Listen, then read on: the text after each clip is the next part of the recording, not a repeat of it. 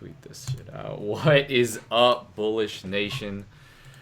We're coming to you with an actual win, and of course, we're here with the boys themselves, Stevie and Josh. Stevie, what is up, my man? How's it going? Good man, good. There was actually there was some really gutsy parts to it. Like a team win where different dudes were contributing, and yeah, it was good. Josh, how are you feeling? Yeah, it was good, man. The ball was moving. Everyone was involved. Wasn't really just a Zach Levine show. He was getting his teammates involved, and I think it was a good team performance from the Bulls.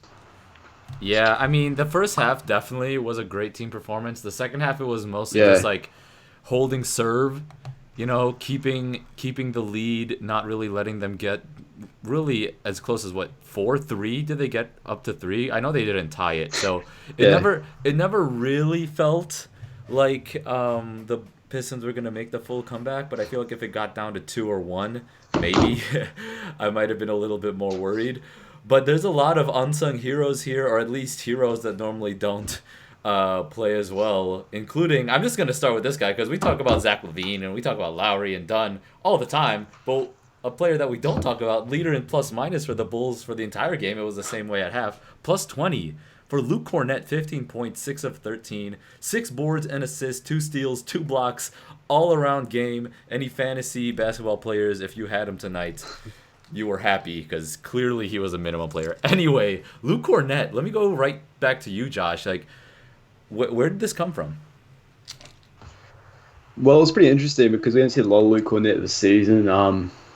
He kind of just came out of nowhere. I don't think Andre Drummond was really expecting to see him actually playing significant minutes, and he was hitting his shots. The Bulls were finding him, and it was actually quite refreshing to see one of our free agents contribute to the pack a little bit. So it's good to see Luke Cornett get out there, and hopefully he continues this with window out for a bit of time.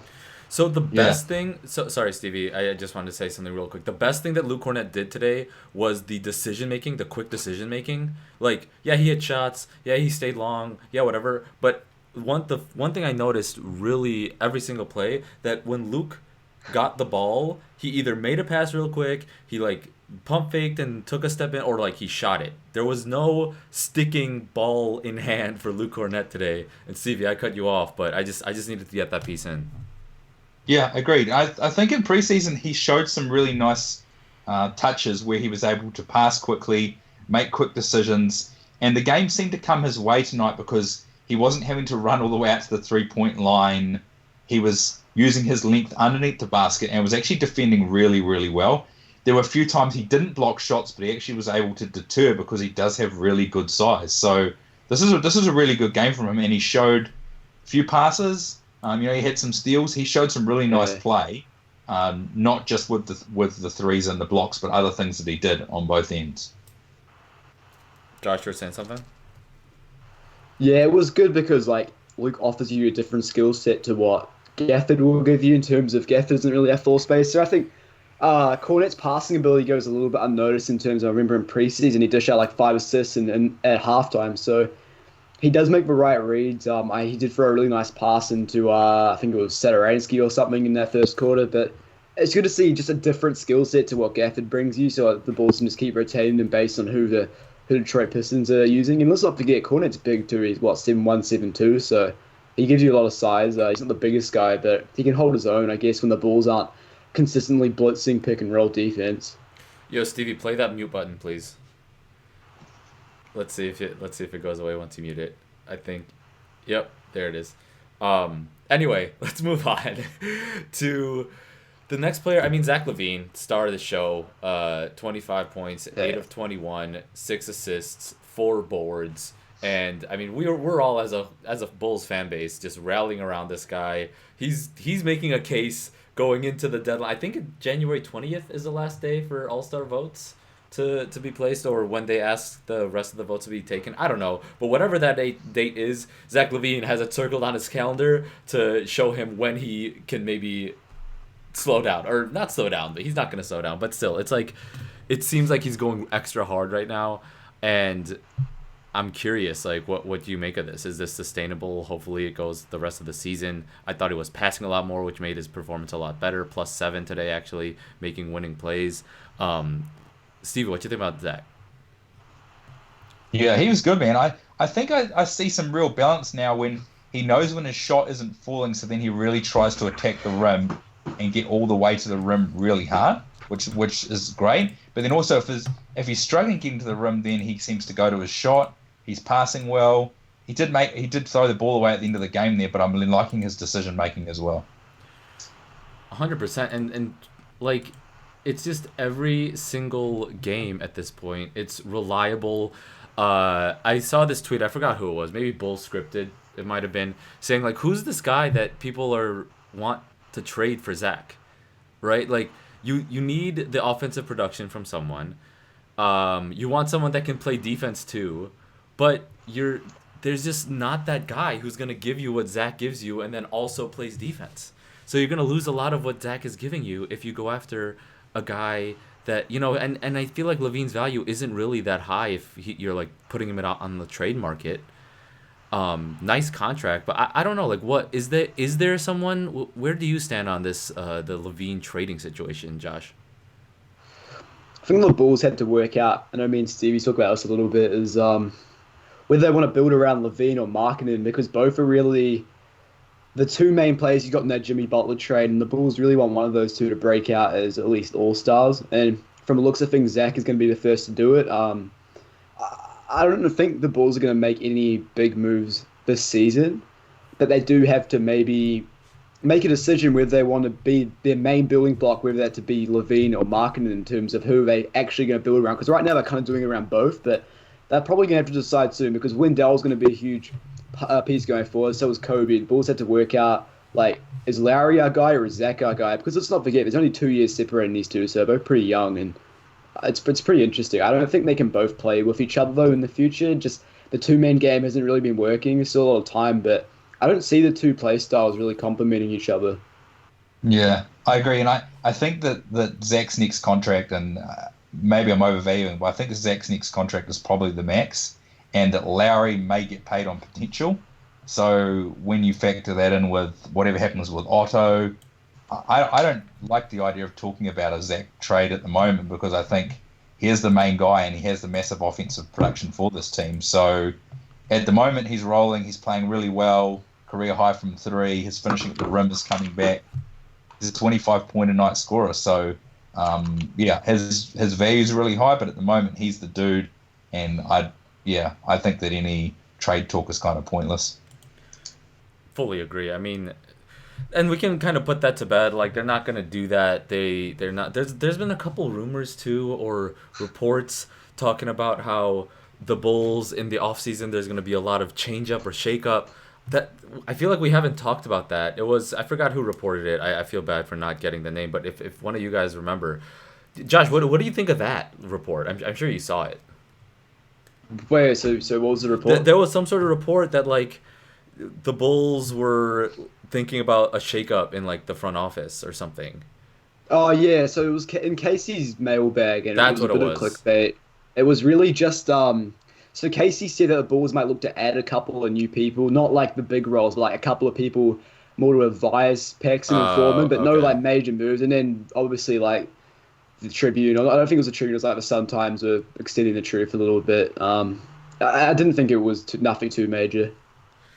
I see. All right. I mean, that's why I ask you the questions. I don't want to just read headlines and, Yeah.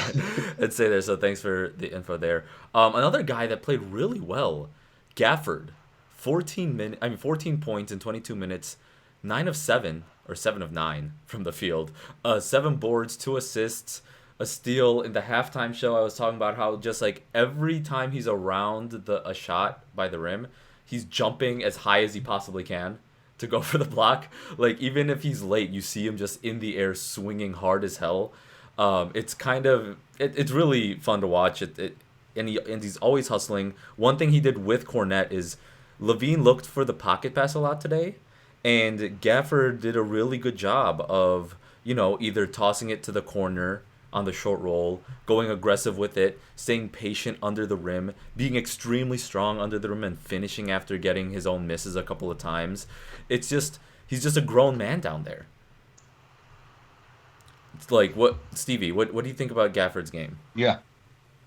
Yeah, so just looking at his box score now, I like his aggression. A couple of times there were two or three defenders around him, and he was just totally beasting guys. And he likes to get the ball, and he doesn't have advanced post moves, but when he gets the ball underneath, he seems to always be able to get back up after one pump fake and finish around or over guys. His rebounding seems to be coming on in terms of positioning, and he's so great at getting out of area rebounds by even getting some sort of getting balls that are out of the paint.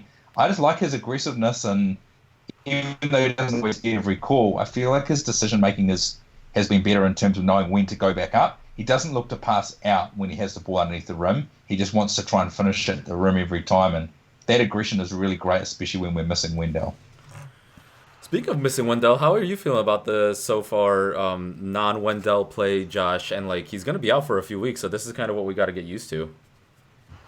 Yeah, I think the Bulls did all right today, especially containing Andre Drummond on the league's better centers. And Andre was really not involved in the entire game. I think that might have been on him with the whole effort thing, and then he got tossed out because Gafford was literally killing him.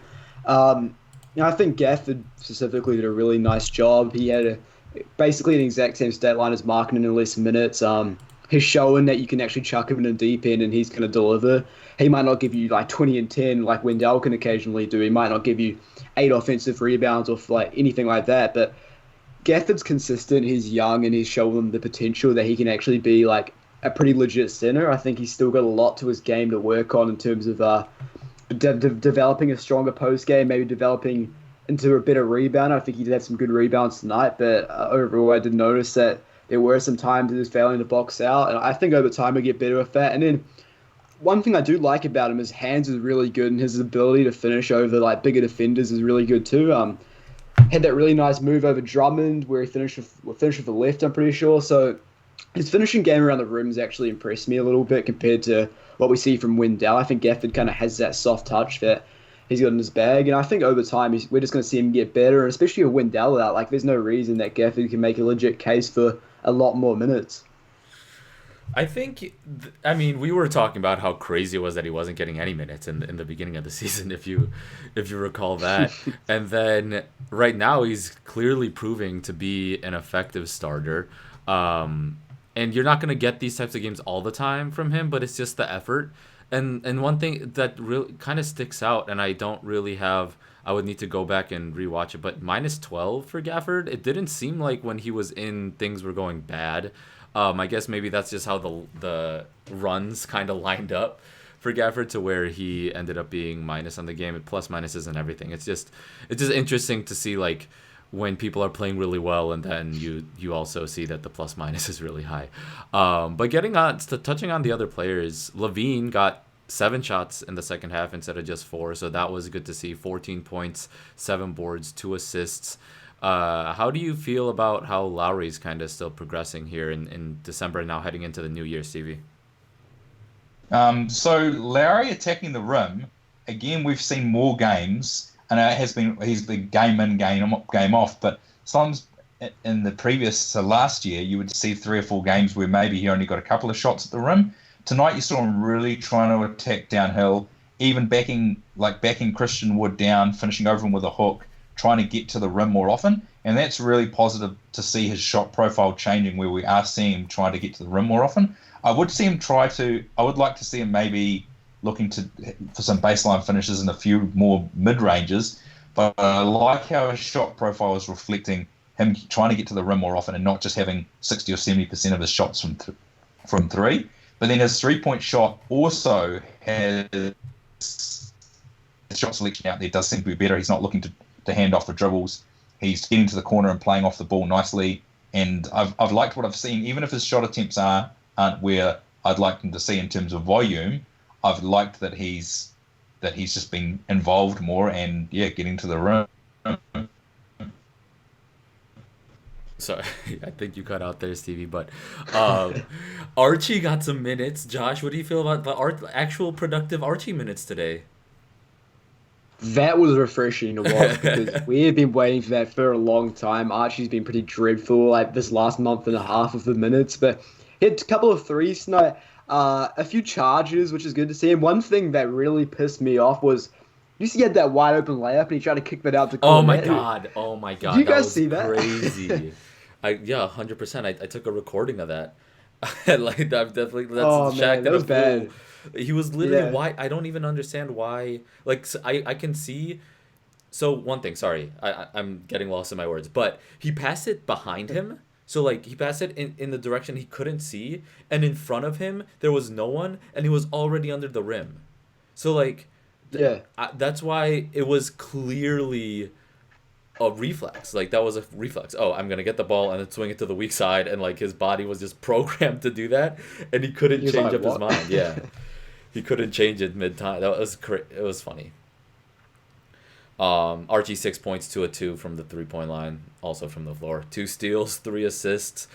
Seeing Archie knock down some 3 pointers was interesting. Thaddeus Young very not negative, but also didn't do anything. You know, I feel like Nah. Thaddeus Young was just extremely quiet. But it wasn't like in a negative way. I feel like I wasn't mad at Thaddeus Young at any point in the game, so that was fine. The only time it was kind of like I think the shot clock was running down or something, so he had to hoist up a shot, which was his only field goal. He got to the line twice, so 2 points, an assist, 2 rebounds, a steal, so very minimal game on 19 minutes from Thaddeus Young here. Kobe White 8 points, 3 of 8 from the floor, 1 of 4 from 3 point line, 4 assists, 3 boards, a steal. This wasn't too like it wasn't a bad Kobe White game. What you guys think of the rookie? Yeah, I think Kobe's playmaking has been on and off, but I have liked to see that he's trying to get more other guys involved. The offense is a little bit different with Wendell out, where you can go to the pick and pop with Gafford. Um, I just think Kobe just needs more game reps to continue evolving his game, his playmaking, his shooting. I'm liking how trying to get to the rim more though. Yeah. You got some? Were you saying something, Josh? Yeah, I was just gonna add on to that Kobe. He's not settling for his jumpers as much as he was earlier in this season, like those step backs, those long twos. He's doing a better job at getting into the rim. What was he tonight? Two for four on twos. So that's always like impressive to see with Kobe. His finishing game, his package has been improving. I know he's got that move where he can kind of latch the defender onto his back and then continue to drive the basket. He's kind of started not kind of started to master that move. I know Rajon Rondo is really good at that. But more of the experienced point guard's good with that. I know Kobe works out with Chris Paul a lot, so that could be something to do with that maybe. But his package is improved in terms of being able to do a lot more on the floor rather than shoot step back threes and rely on that step back and hit the open three. Like he's getting to the rim, he got to the free throw line, he started to involve his teammates a little more. Did have a couple of turnovers, but 4 assists, I'm pretty pleased with that. Got a steal too. I think, as Stevie said, just give him more reps, give him more game time, and we'll see him improve more. But to be honest, I think lately Kobe White, especially the Indiana game too, Kobe's starting to find his role in the court, and he's starting to become a more fluid NBA player. Like while he's out there, like the things he can do. 100%. And nothing else really new or things that stuck out this game. I feel like Chris Dunn is just a normal Chris Dunn game. 9 points, 4 of 9 from the floor, 6 boards, and it's 2 assists, 2 steals, plus 13. And he was just hustling. He didn't do anything crazy negative on offense. And the thing is, like, the ball movement was a lot more. So one point I wanted to make, the energy the Bulls have on transition actually like showed up in half court as well today. That was the main difference. So the Bulls get out on defense and hustle and whatever, play an aggressive style of defense, and then they get out on transition, and they've been one of the best transition teams in the league. And when they can't find that transition, they kind of halt and stagnate.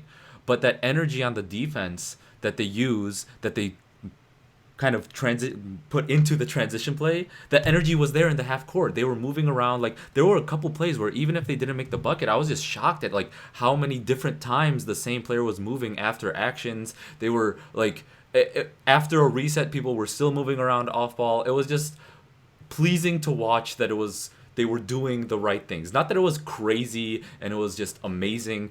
It was just fundamental, and like they were moving around, and basically that's why Hutchison was able to be slightly effective. Those are the games where Satoransky plays the best too. 10 points, 4 of 6 from the floor, 2 boards, 3 assists, the steal. Kind of just like a decent Satoransky game. You just want him to contribute, and everyone kind of contributed in their own way today, besides Thaddeus Young, but he didn't harm How anything. about Hutch with a three? Yeah, Hutch hit a 3. Corner 3, and that's fine. It's like he was cutting, getting to the rim, being aggressive, didn't Yeah. get to the line at all, but it's just fun to watch. And I really do think, and this is why I am not all the way on board with everyone who's talking about, oh, where would the Bulls be without Zach, and like some of the Zach love I think needs to be tuned down a little bit, just because when you see a game like this where he's pass first a lot more of the time than he normally is, the Bulls as a team look so much better, and he's just not pass first a lot of the time. I don't care if the team's not hitting the shots.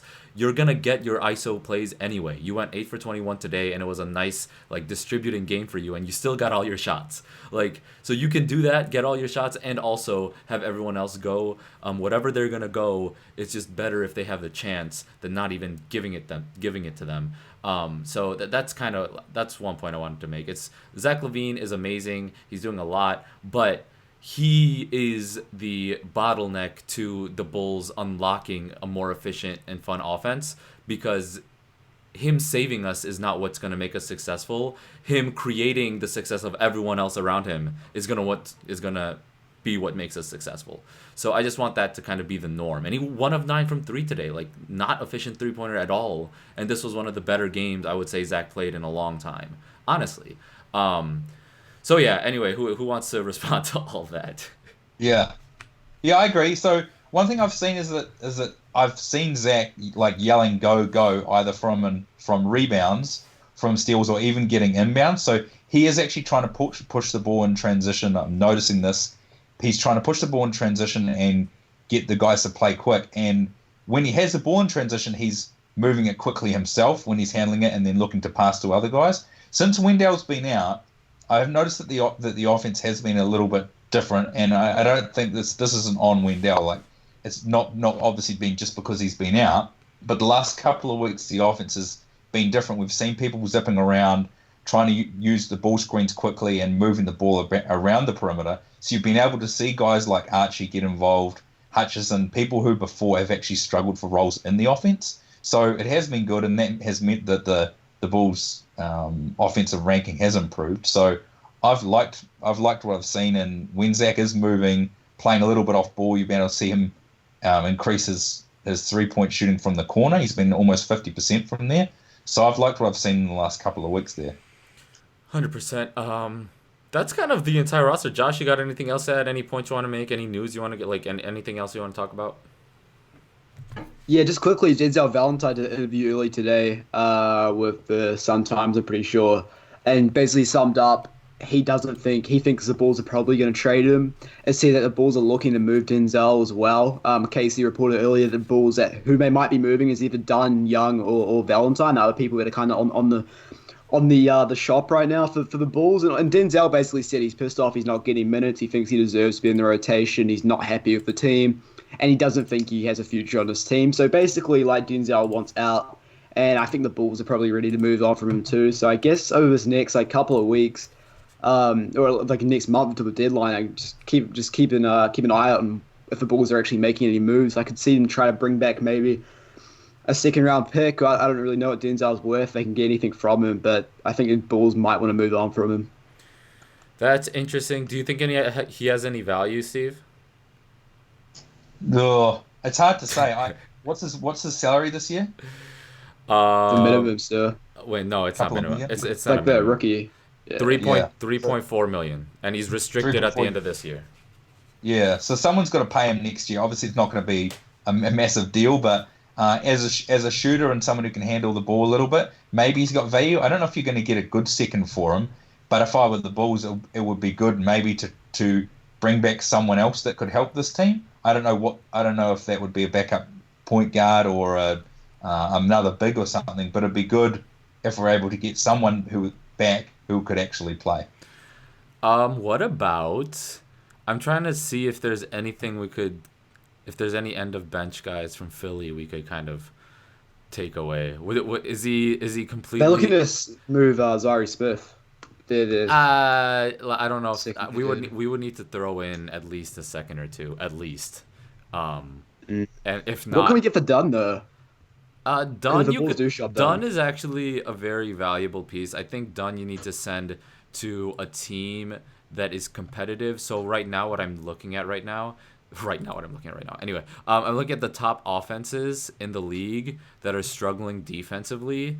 So like Boston and Milwaukee are top 4 in offense, but they're also top 2 in defense. But like Nuggets are second in offense and 24th in defense. Dallas, I feel like Dallas is a very interesting spot for him. I don't know if there's anything there for the Bulls, but they're 15th on defense. Just any team like that, maybe San Antonio, but I don't think San Antonio really needs anyone like that. So yeah, we'll see if Dunn has any. I think he has value. I just don't know. It's a very specific player, and the team need to fit a chase of a player like Dunn instead of like just kind of making him fit. You kind of want to already have a role that is missing that you want to fill with Chris Dunn. That's how niche of a player he is, and he's really good at it. That's why someone would have to be in that situation. So we'll see. Maybe we can do that. We'll do our Bulls trade episode soon anyway. But Stevie, I want to ask you if there's anything else you wanted to close out with, then we could hop off. No, that's me. See you guys in the next game. Anything you guys want to plug, Stevie, Josh? Nope. No, Nothing not really. Just the Blazers are in a similar situation to the Bulls, so let's hope both of these teams can get back to 500. We are not the only upset franchise. I can guarantee that. So thank you all for listening. Hit us up at Bullish Hoops, Twitter, Insta. Email us any questions. DM us any questions. Mailbags. We'll talk with you guys later. Next time. Peace.